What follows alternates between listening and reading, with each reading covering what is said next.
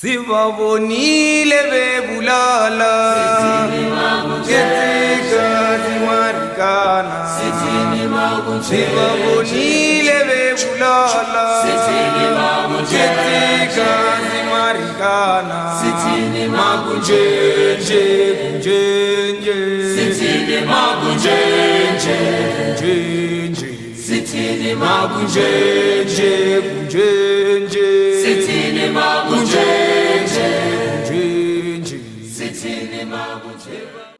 From what I can say, we cannot only look on the last day, but we have to firstly look at how did it came to the part whereby they were killed. So from the day 1 to day 5, the miners were very calm. All they wanted was one thing: the raise of the money, the negotiations.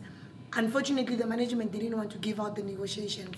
What happened in between, before the last day, was what was discussed behind the miners and behind. The police acted upon what was instructed to them, and then which led to that most of the miners were killed.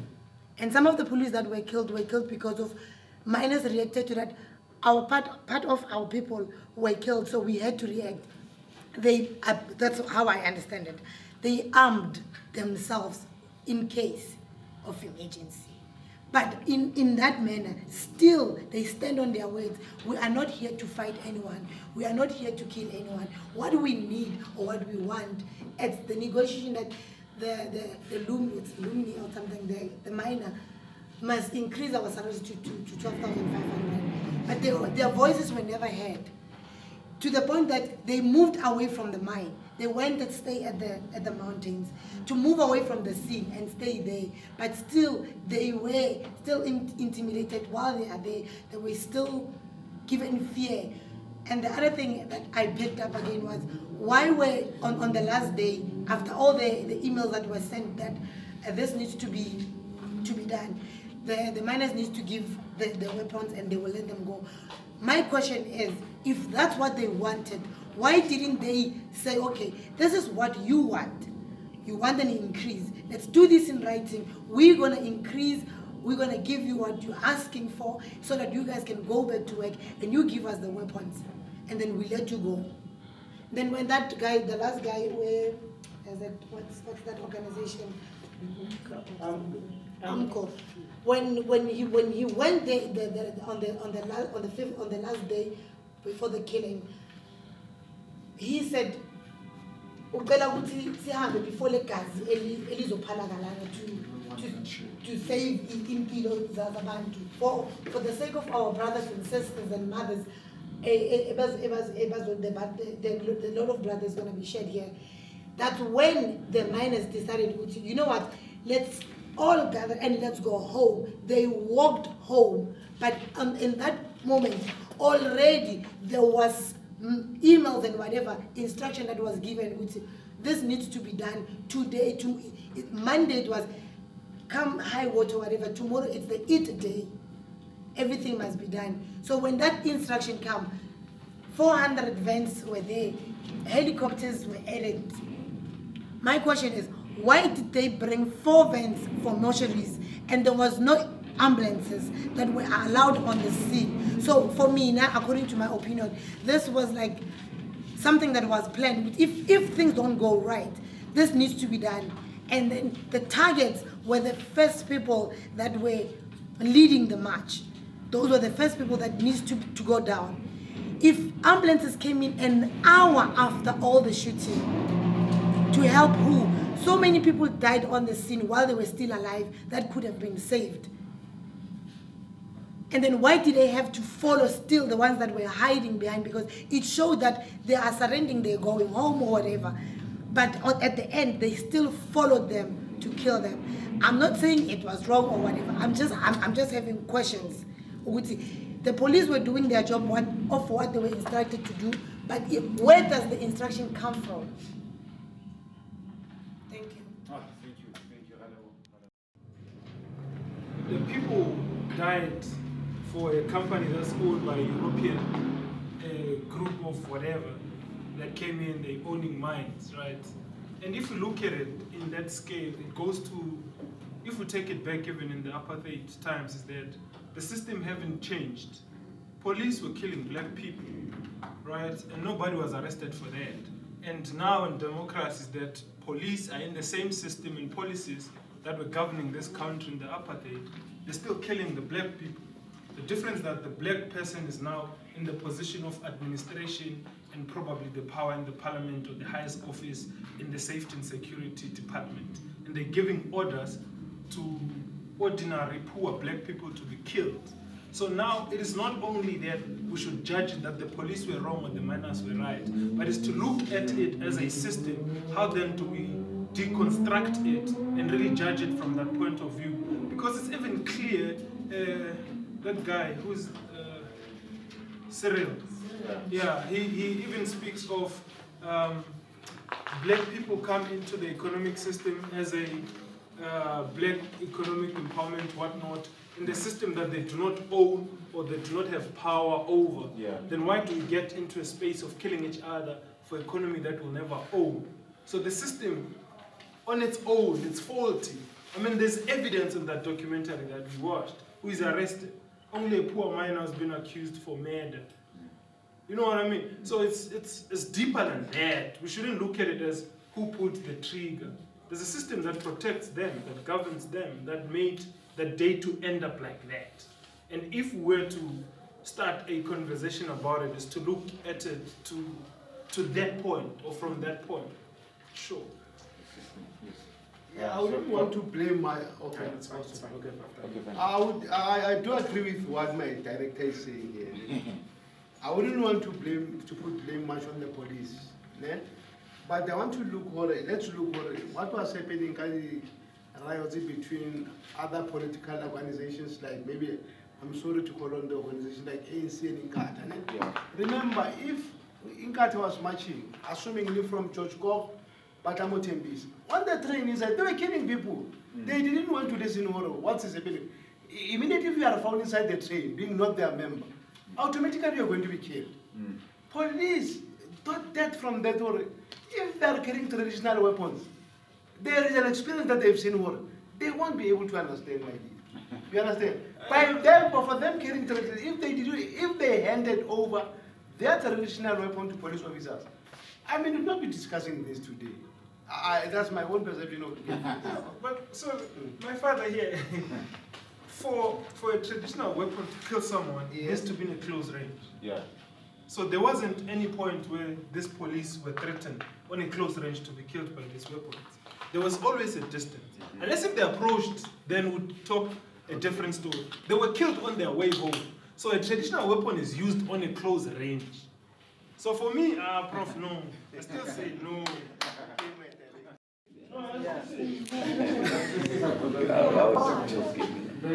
Yeah, I was saying I'm supporting police on the issue of education. Now, right now, how many scientific doctors do we have? And how many went to school and even today they are not working? How many engineers, how many accountants, and even today they are still, you understand? And then now, why do I have to go to school for something that I already am? Like, I'll make an example of myself. Yeah. A traditional doctor, by the way, we all have certificates, mine is a degree. Yeah. Yes. So, the science,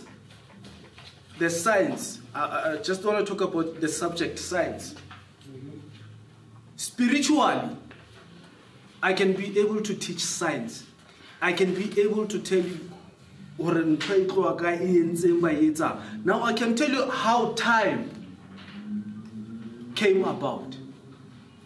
You understand? So now that's science. But now take it to school. There are certain things that are being omitted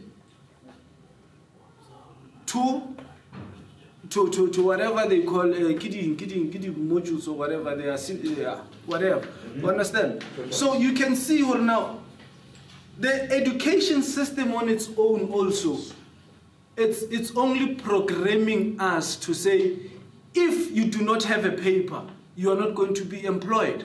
Whereas even if you still have a paper, You're still not employed. you're still not employed.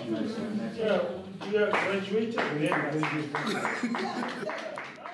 the mandate of the police, when they send or deploy police to that place, is it for protecting or for killing? Okay, the responsible unit for that is cops. The one with the red badges, the one with the galas. Yes. They are the good police for that. As from the station, we are doing that. On our arrival, we assess the situation and then call the cops. The cops, they are the ones that they are going to attend that gathering. You come and assess. And that's it. Yes, you come and assess and you check the situation and then you report back. Are you answered? Yes. The camera is still open. If something comes up. Yes. Okay, may I ask another question now? Yes. I'm going to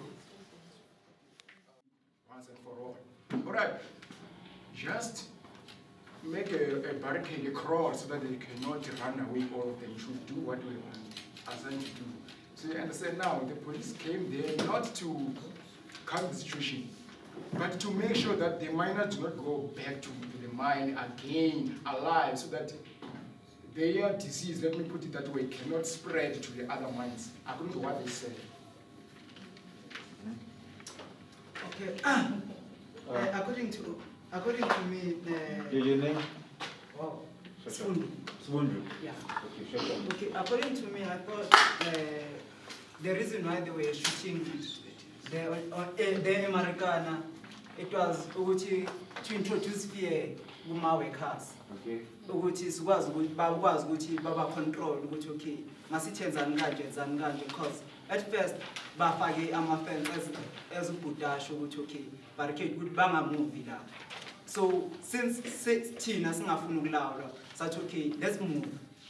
Then that's where the shooting started. So according to me, they bafuna ukuba control abafake fear.